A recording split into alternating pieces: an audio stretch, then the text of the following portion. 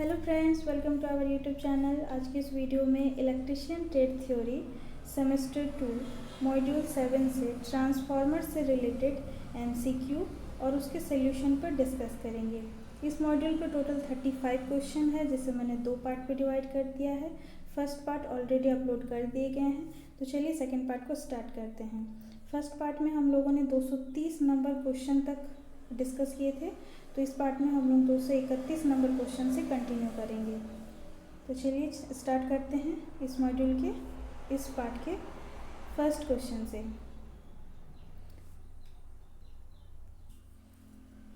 Question है, which condition is absolutely essential for parallel operation of two transformer. दो transformer के समानांतर संचालन के लिए कौन सी स्थिति बिल्कुल आवश्यक है।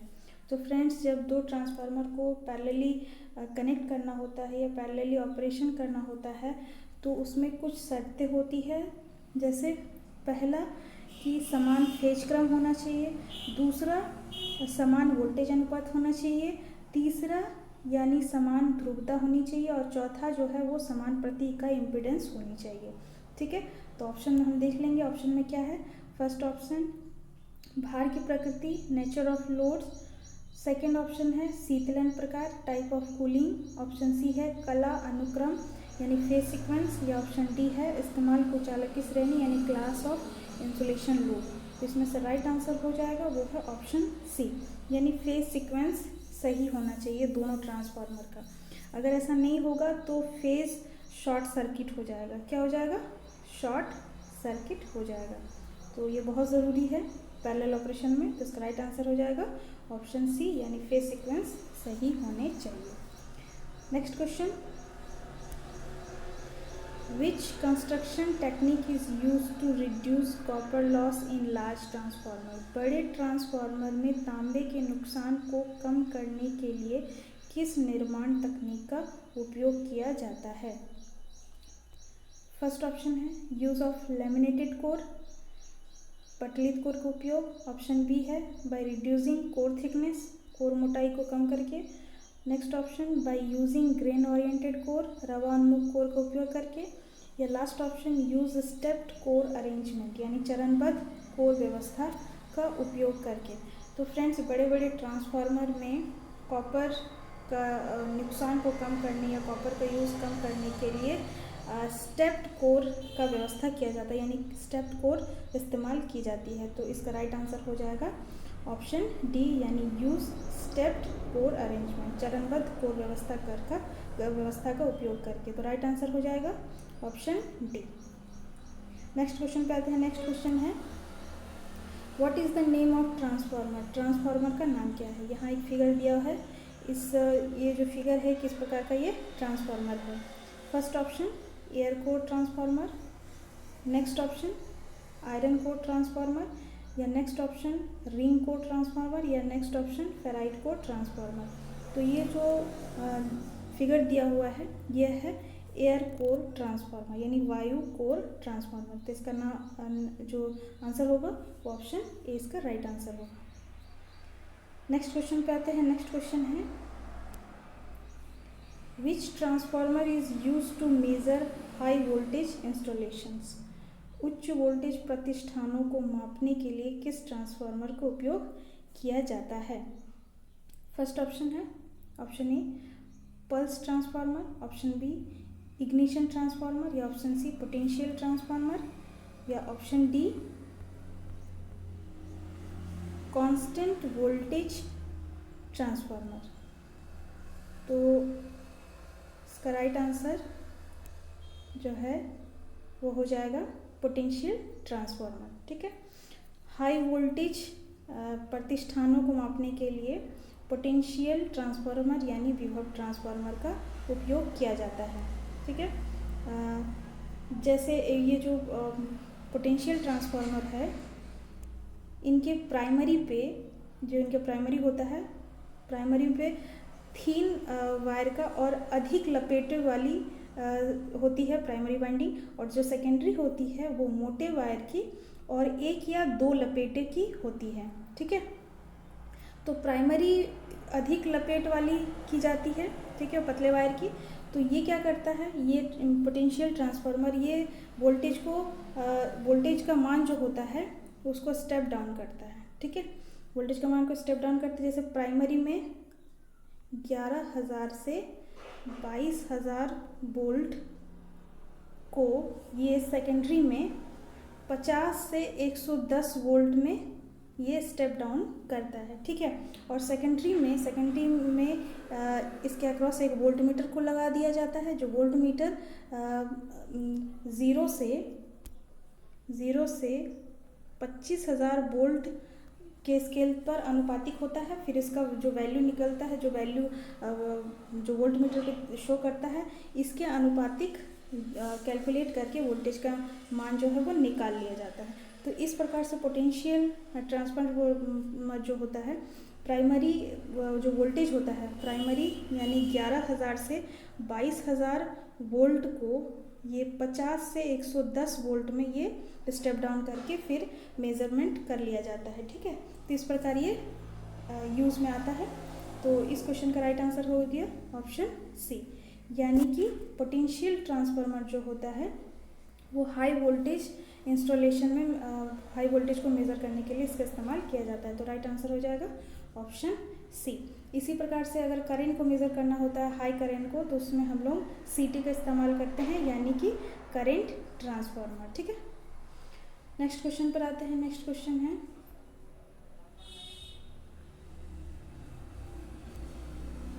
How does the moisture is controlled in breather fitted on power transformer.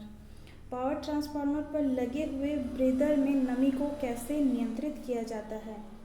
Option A है using silica gel, option B है using transformer oil, option C using sodium chloride, या option D using ammonium jelly. तो इसका right answer हो जाएगा option A, यानी using silica gel. Power transformer में breather में नमी को रोकने के लिए सिलिका जेल का इस्तेमाल किया जाता है। तो राइट आंसर हो जाएगा ऑप्शन ए। बहुत इंपॉर्टेंट क्वेश्चन है।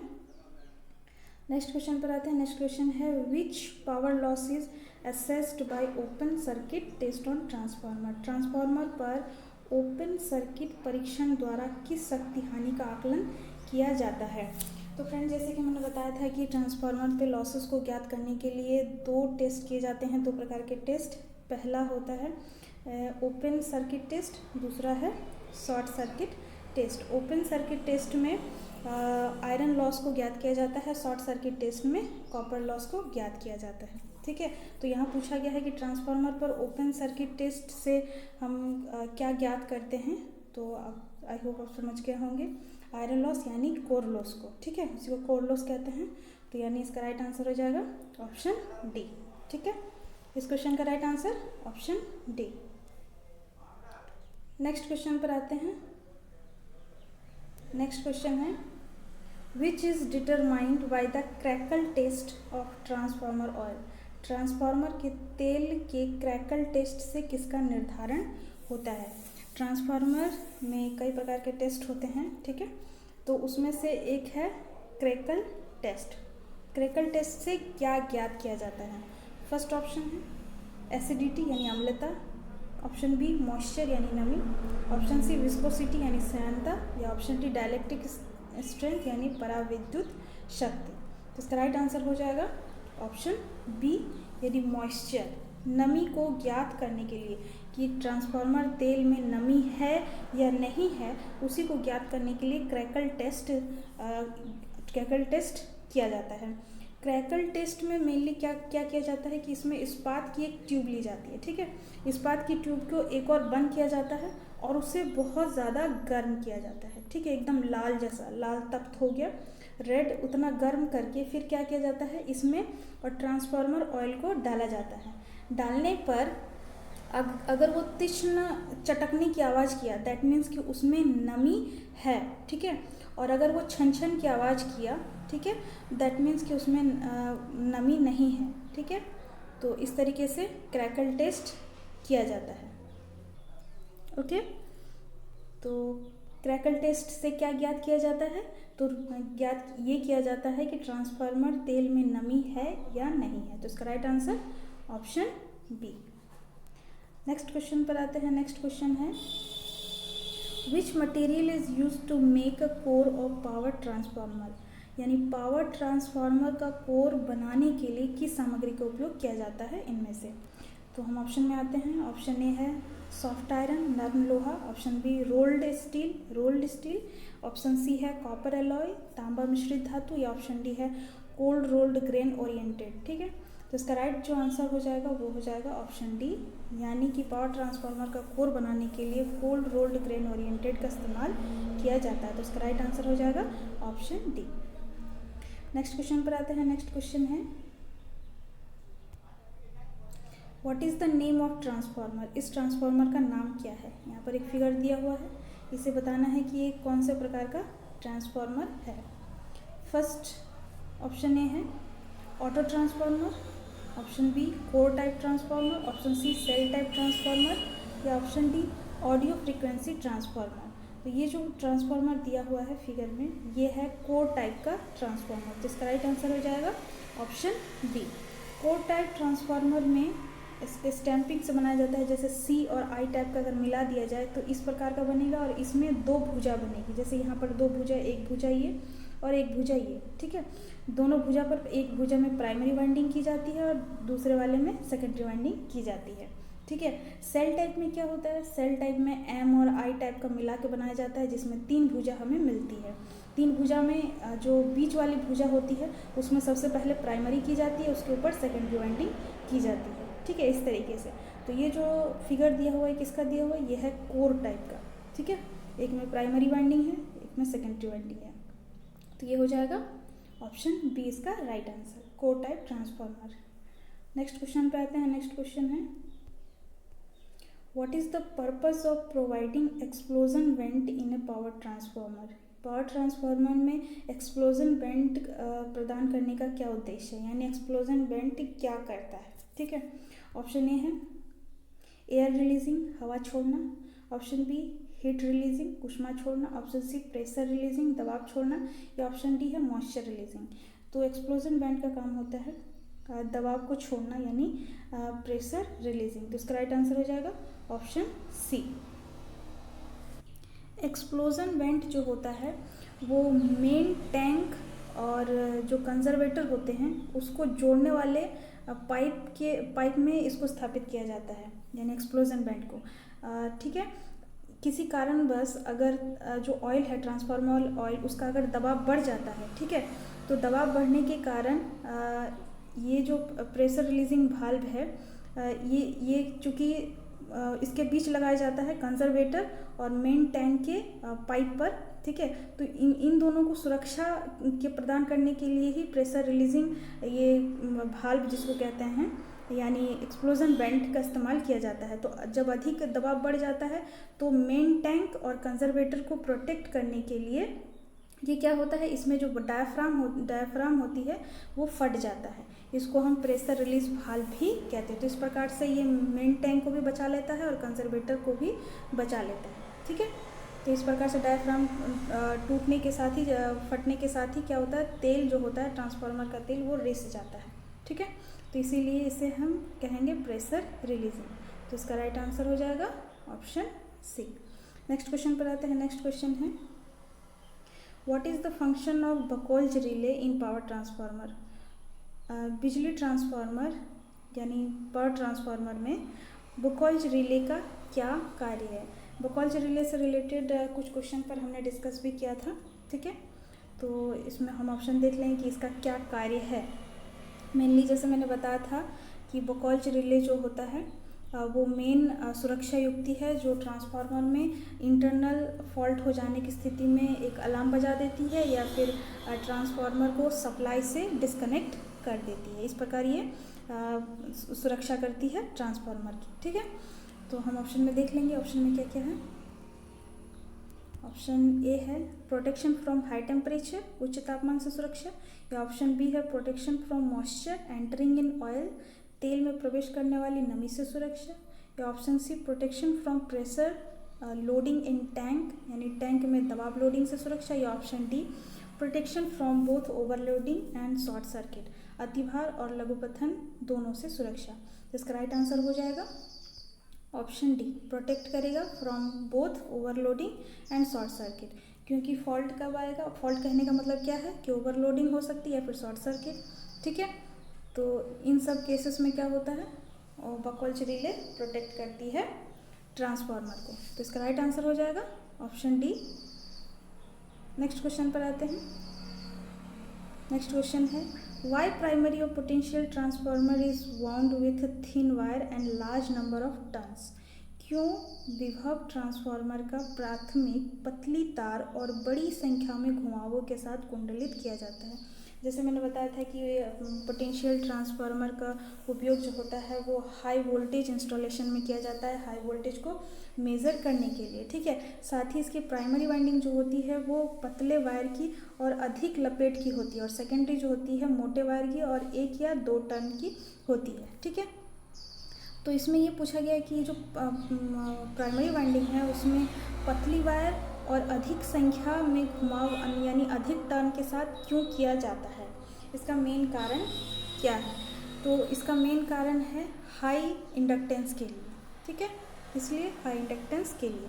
तो इसका राइट आंसर हो जाएगा option A, to offer high inductance, उच्च प्रेरण देने के लिए। तो राइट आंसर हो जाएगा option A.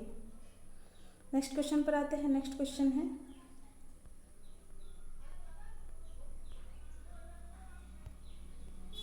why distribution transformer are normally connected as primary in delta and secondary in star। यानी कि वितरण ट्रांसफार्मर सामान्य रूप से डेल्टा में प्राथमिक और स्टार में द्वितीयक के रूप में क्यों जुड़े होते हैं। इसका मतलब ये है कि जो डिस्ट्रीब्यूशन ट्रांसफार्मर होता है उसका जो प्राइमरी वाइंडिंग होता है वो डेल्टा कनेक्शन में होता है, और सेकेंडरी जो वाइंडिंग होता है वो स्टार कनेक्शन में होता है, ठीक है। ये भी क्वेश्चन इस तरीके से पूछा जा सकता है या पूछा गया है कि डिस्ट्रीब्यूशन ट्रांसफार्मर का सेकेंडरी वाइंडिंग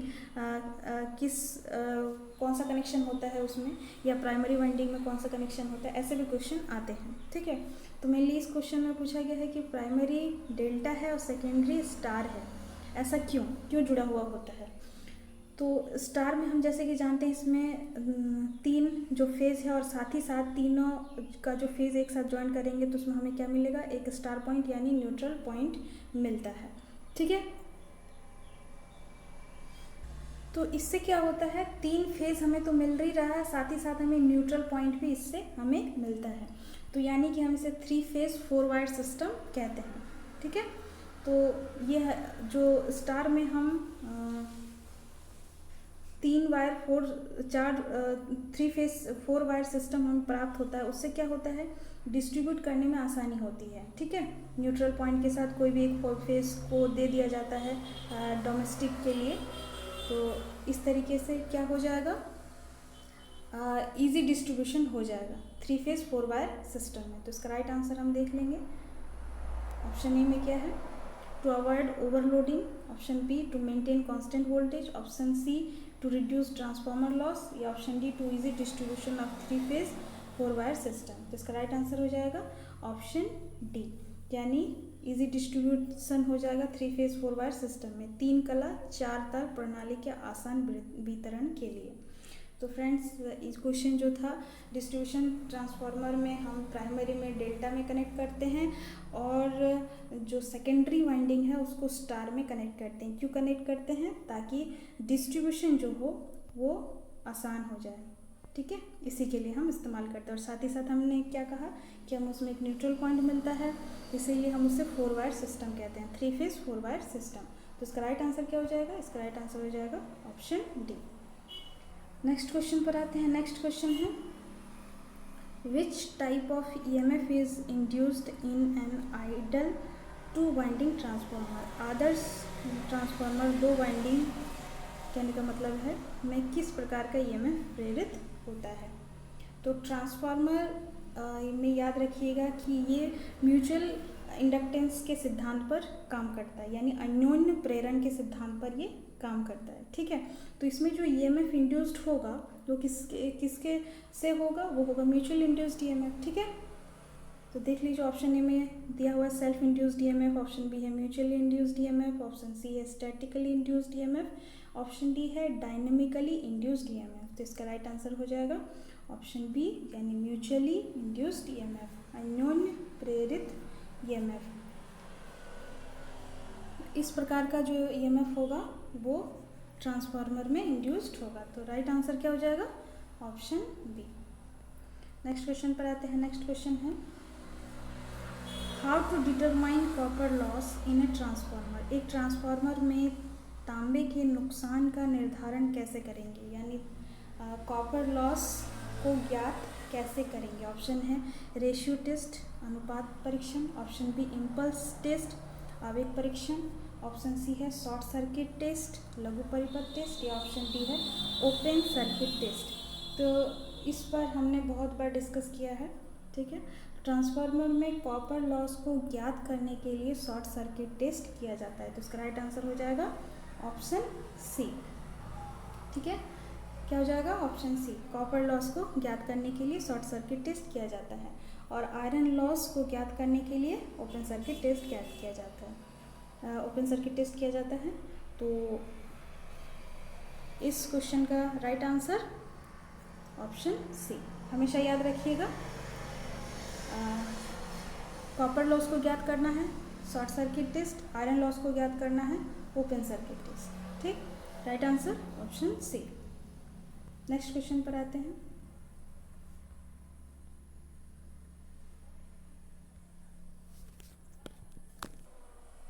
क्वेश्चन है why ferrite core is used in radio receiver. Ferrite core का उपयोग रेडियो रिसीवर में क्यों किया जाता है? ऑप्शन ए में है to reduce the constant loss, नियत हानि को कम करने के लिए, option B to reduce electric interference, विद्युत व्यतिकरण को कम करने के लिए, option C to increase the quality of sound, ध्वनि की गुणवत्ता बढ़ाने के लिए, या option D to increase the efficiency of receiver, receiver की दक्षता बढ़ाने के लिए। तो इसका राइट आंसर हो जाएगा option A to reduce the constant loss. नियत हानि को कम करने के लिए रेडियो रिसीवर में फेराइट कोर का उपयोग किया जाता है। तो इसका राइट आंसर हो जाएगा option A. Next question, what is the advantage of stepped core arrangement in large transformer. बड़े ट्रांसफार्मर में चरणबद्ध कोर व्यवस्था का क्या फायदा है? बड़े बड़े ट्रांसफार्मर में स्टेप्ड कोर ट्रांसफार्मर जो है, यानी कि स्टेप्ड कोर का इस्तेमाल किया जाता है। ये इसलिए किया जाता है ताकि जो कॉपर है वो उसका यूज़ कम हो, ठीक है, माने कम से कम लगे। तो इसका राइट आंसर हो जाएगा option A minimize copper uses, यानी तांबे के उपयोग को कम करता है, और साथ ही साथ इसमें लॉसेस भी कम होंगे। तो इसका राइट आंसर हो जाएगा ऑप्शन ए। नेक्स्ट क्वेश्चन पर आते हैं। नेक्स्ट क्वेश्चन है Which material is used in breather to prevent moisture entering in the transformer oil?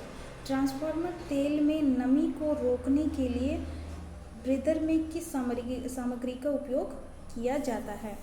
बहुत ही इंपॉर्टेंट क्वेश्चन है, ठीक है। जो ट्रांसफार्मर ऑयल होता है उसमें नमी नहीं होनी चाहिए, और नमी को रोकने के लिए इनकेस अगर वातावरण से नमी आ जाती है तो उस नमी को रोकने के लिए, कंट्रोल करने के लिए ब्रीदर में सिलिका जेल का उपयोग किया जाता है, ठीक है। तो इसका राइट आंसर हो जाएगा, राइट आंसर है ऑप्शन ए सिलिका जेल। नेक्स्ट क्वेश्चन पर आते हैं। नेक्स्ट क्वेश्चन है what is the disadvantage of auto transformer. Auto transformer का नुकसान क्या है, मतलब डिसएडवांटेज क्या है, डिमेरिट क्या है इसका? तो जैसे कि हम जानते हैं कि ऑटो ट्रांसफार्मर में एक ही वाइंडिंग होती है, ठीक है। एक ही वाइंडिंग में हम जो है प्राइमरी भी और सेकेंडरी का भी इस्तेमाल करते हैं, ठीक है। प्राइमरी और सेकेंडरी वाइंडिंग जो है एक ही वाइंडिंग में है, हम इसका इस्तेमाल करते हैं एक ही वाइंडिंग में। तो इस तरीके से, इस प्रकार यूज़ करने से क्या होगा कि हम ये जो है वाइंडिंग एक ही है चूँकि, तो हम इसको अलग नहीं कर सकते हैं वाइंडिंग को।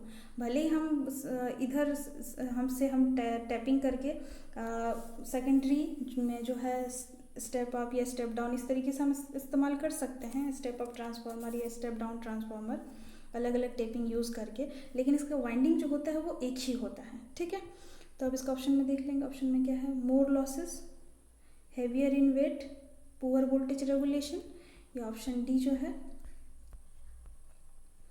Can not isolate the secondary winding. तो यही इसका राइट आंसर हो जाएगा।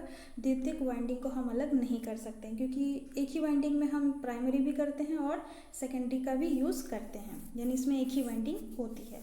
तो इसका राइट आंसर क्या हो जाएगा? इसका राइट आंसर हो जाएगा ऑप्शन डी, यानी इसका ये डिसएडवांटेज है कि इसके हम सेकेंडरी या फिर प्राइमरी दोनों में से किसी एक को हम अलग नहीं कर सकते। तो ऑप्शन दे रखा है can not isolate the secondary winding, हम द्वितीयक वाइंडिंग को अलग नहीं कर सकते। तो इसका राइट आंसर हो जाएगा ऑप्शन डी। नेक्स्ट क्वेश्चन पे आते हैं। नेक्स्ट क्वेश्चन है which cooling method is used in pole mounting distribution transformer, यानी पोल समायोजित वितरण ट्रांसफार्मर में किस शीतलन विधि का उपयोग किया जाता है? ऑप्शन में आएंगे। First option, option A air natural, option B oil natural air blast, option C oil forced air forced, या option D oil natural air natural. तो इस क्वेश्चन का राइट आंसर हो जाएगा ऑप्शन डी, यानी कि पोल माउंटिंग डिस्ट्रीब्यूशन ट्रांसफार्मर में cooling के लिए ऑयल नेचुरल एयर नेचुरल का इस मेथड का उपयोग किया जाता है, इस विधि का। तो इसका राइट आंसर हो जाएगा ऑप्शन डी। नेक्स्ट क्वेश्चन पर आते हैं। नेक्स्ट क्वेश्चन है what is the composition of steel and silicon steel in transformer core, transformer core में स्टील और सिलिकॉन स्टील की संरचना क्या है, मतलब कंपोजिशन क्या है। ट्रांसफार्मर कोर में जो हम इस्तेमाल करते हैं, तो इसमें स्टील और सिलिकॉन स्टील का कंपोजिशन कितना होता है, मतलब कितना कितना हिस्सा होता है। तो हम ऑप्शन में देख लेंगे। फर्स्ट ऑप्शन है, ऑप्शन है steel 97% and silicon 3%, option B steel 95% and silicon 5%, option C steel 93% and silicon 7%, या ऑप्शन डी है स्टील 90% एंड सिलिकॉन 10%। तो इसका राइट आंसर जो है वो हो जाएगा ऑप्शन सी। इसमें जो कंपोजिशन होता है स्टील और सिलिकॉन, जिसमें स्टील होता है 93% और सिलिकॉन होता है 7%, तो यही कंपोजिशन राइट हो जाएगा, राइट आंसर। तो इसका राइट आंसर हो गया ऑप्शन सी, यानी ट्रांसफार्मर कोर में स्टील कितना होता है 93% होता है और सिलिकॉन की मात्रा कितनी होती है, ये होता है 7%। तो right answer option C. Next question पर आते हैं और इस मॉड्यूल का ये लास्ट क्वेश्चन है। What is the purpose of tap changing in power transformer, power transformer में टेप चेंजिंग का क्या उद्देश्य है। टेप चेंजिंग का मेन क्या मतलब है, तो टेप चेंजिंग से हम विभिन्न वोल्टेज का मान हम लेते हैं जितना इच्छा, ठीक है। तो इसका हम ऑप्शन में देख लेंगे।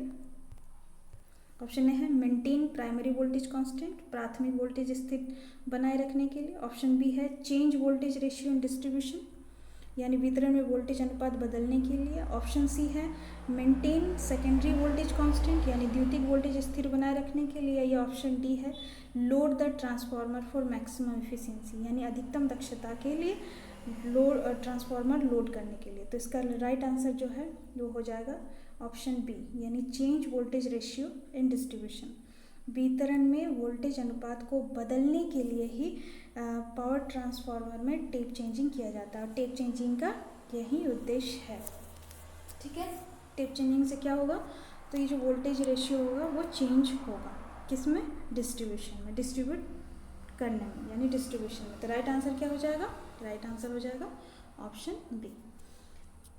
तो यही इस मॉड्यूल का लास्ट क्वेश्चन था और आई होप कि आपको वीडियो पसंद आया होगा। अगर वीडियो पसंद आया होगा तो लाइक शेयर और कमेंट जरूर करें।